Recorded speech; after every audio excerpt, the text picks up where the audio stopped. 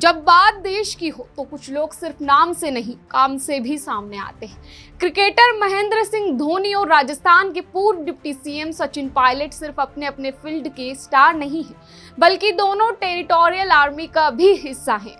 अब जब भारत और पाकिस्तान के बीच तनाव बढ़ गया है तो टेरिटोरियल आर्मी की भी बॉर्डर पर ड्यूटी लग सकती है।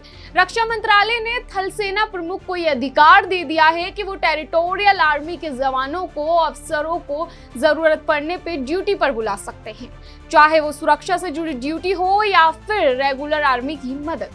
सरकार की तरफ से जो आदेश जारी किया गया है उसके मुताबिक देश में इस वक्त 32 टेरिटोरियल आर्मी के बटालियन हैं, जिनमें से 14 यूनिट्स को अलग अलग कमांड एरिया जैसे southern, eastern, western, northern, central, south western, Andaman Nicobar और आर्मी ट्रेनिंग कमांड में तैनात किया जाएगा। लेकिन ये तैनाती तभी होगी जब इसके लिए बजट में पैसा होगा या फिर किसी और खर्च से बचा पैसा इसमें लगाया जाएगा।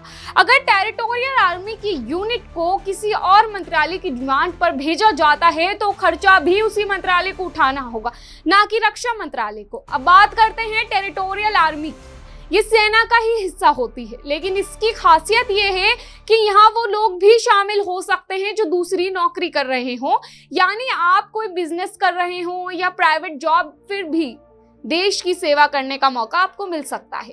टेरिटोरियल आर्मी में 18 से 42 साल तक के लोग जो ग्रेजुएट हों और फिट हों वो लेफ्टिनेंट के तौर पर शामिल हो सकते हैं। लेकिन एक बात साफ है, ये कोई सरकारी नौकरी नहीं होती, ये एक वॉलंटियर सर्विस है। जब देश को जरूरत हो तभी आपको बुलाया जाएगा।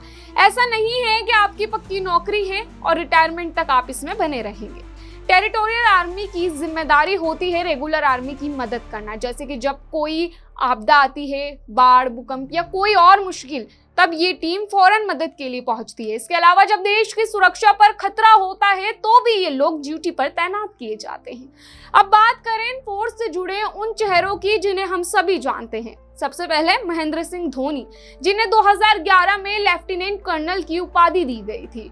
वो इस सम्मान को पाने वाले पहले भारतीय क्रिकेटर और उन्होंने पैराशूट रेजिमेंट के साथ पूरी ट्रेनिंग भी ली। दूसरी तरफ सचिन पायलट ने भी अपने पिता के नक्शे कदम पर चलते हुए 2012 में टेरिटोरियल आर्मी ज्वाइन की और वो पहले केंद्रीय मंत्री बने जो इस फोर्स में शामिल हुए।